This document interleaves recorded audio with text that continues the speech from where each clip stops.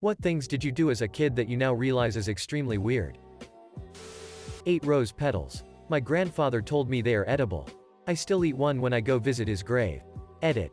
Thanks for my first award, kind stranger. I did not think this would resonate with so many people, and it's great to see all the different cuisine and recipe suggestions. There were spiders and mice in my room, which totally freaked me out, so every night before I went to sleep I'd whisper a report of what the weather was outside to encourage them to go outside rather than stay inside and bite me in my sleep. Purple was my favorite color, but I didn't like the word, so I called it Murdala. Found out that the air had germs in it and tried not to breathe too much. I used to eat ants. I didn't even like the taste. And I kept doing it. I used to host imaginary science shows where I would get questions from viewers that I had to answer. I don't remember a lot of the questions from my fake audience. But I remember trying to explain that glass actually could let air through. And that was the explanation to how we didn't suffocate when all the doors and windows were shut. Young me did not know a whole lot about ventilation. Edit. I also remembered something else now. My mom worked as a nurse. And she sometimes let me take syringes home with me. Both with and without needles. Don't really know how I feel about that nowadays. Though, I sometimes took a bit of everything from our bathroom. Shower gels, shampoo, whatever fluid I could get my hands on basically. And I filled a mixture of the shit and put into a syringe. I then sneaked around the apartment and chose my victim. A poor plant of some kind. I injected a small dose of the magical elixir into the poor plant. Super happy this didn't develop some sort of mental disorder for me later. I used to have science experiments in the bathroom sink. Meaning, I'd go to the bathroom and lock the door.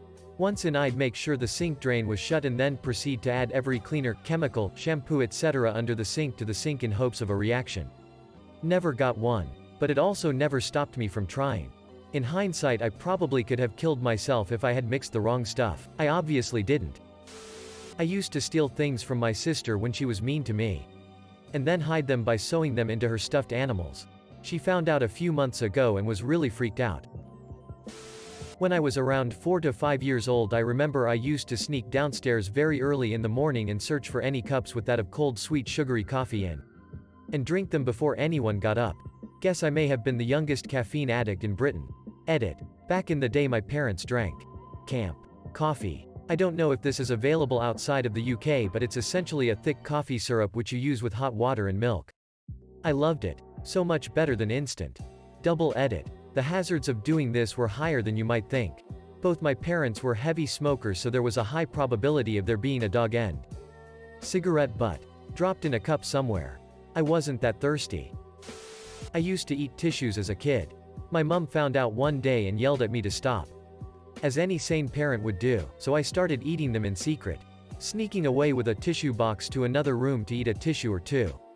Until one day when I was about 5 years old I had to go to the hospital. I had no idea what was going on, all I knew was that I had trouble breathing through my nose. Before my operation I was in the hospital and I overheard one of the nurses say that they just needed to remove the excess tissue in my nose. Naturally I thought that the tissues I had eaten had started getting clogged up in my nose and I never ate a tissue again. I made the realization at 14 that it was muscle tissue in my nose and not the actual tissues I was eating. Edit. I'm glad to learn that I'm not alone with my strange habit. Also wanted to add that I saw some people mention getting tissue stuck in their ears, and I had a close call in primary school when I rolled a piece of paper into a really small ball and put it into my ear. If you haven't realized, I wasn't the brightest child. Had to go to the medical bay to get it taken out with tweezers. A few years ago, I was visiting my aunt and uncle. And they had some old film from the 80s of my extended family on a camping trip. There was a full playset there including a trampoline. And my mother was filming my cousins and I playing. I'm not sure why my aunt and uncle had the tape instead of my mother, but whatever. I was about 3 at the time. And my mother panned the camera away from my cousins playing on a swing set towards me on the trampoline. Except I was lying face down on the trampoline. Full on thrusting my hips into it as hard as I could. Now, I don't specifically remember doing that. But I have a pretty good idea of how my little mind worked at the time. I'm certain that I was just trying to see if I could build up enough force to lift myself off the trampoline mat. Or flip myself over. Still, not exactly the best thing to be watching with your aunt and uncle, who threatened to save it and show at my wedding. Joke's on them, I pocketed the tape when they weren't looking. Not me. But my partner used to keep kiwis. the fruits. As pets. He would name them and take care of them.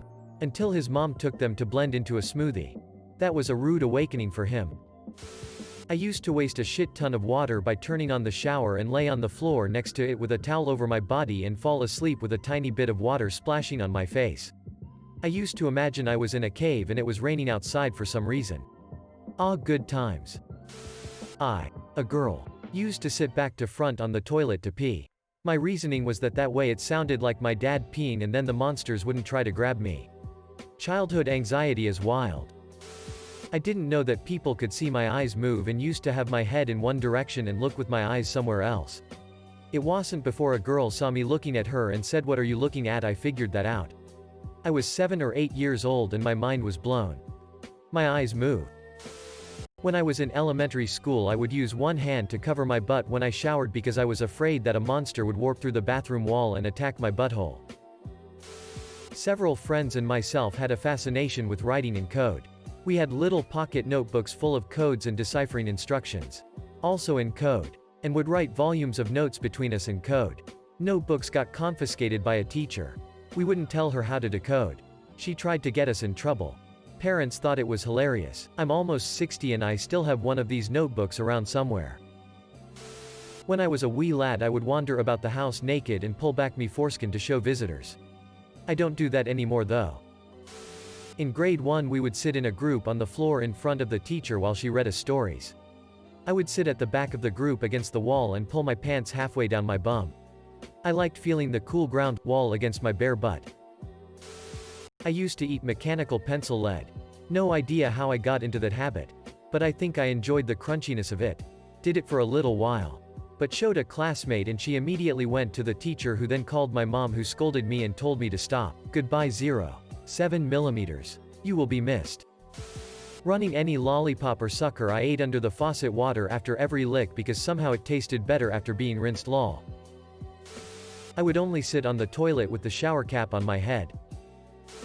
Wearing Velcro strap shoes so tight they'd probably cut off the circulation in my feet because I was worried my shoes would fall off. I used to eat butter straight out the tub too. My 5-year-old niece has started doing it. Maybe it's a family trait. I once took a dick pic on my dad's phone because I thought it would be funny.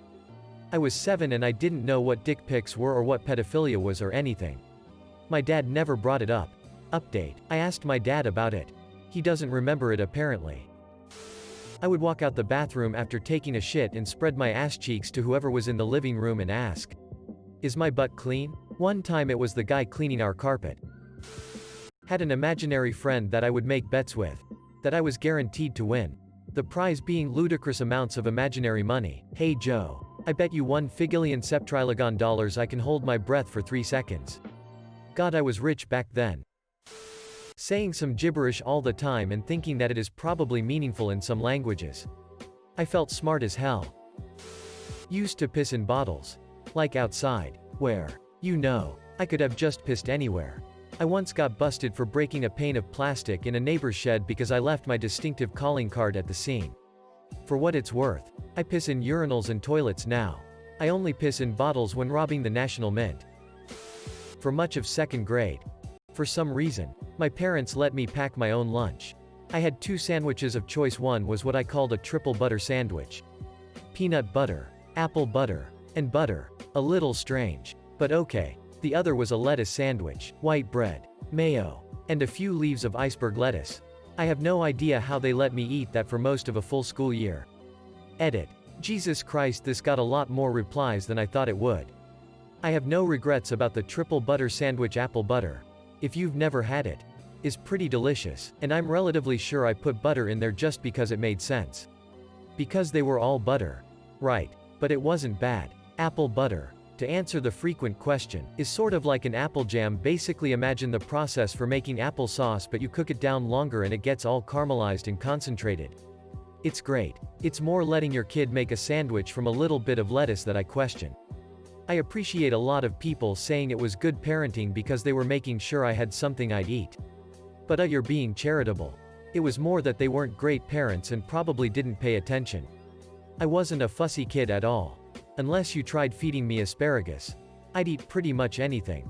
And to the concerned Redditor, who reached out to Reddit about me. That's kind of hilarious.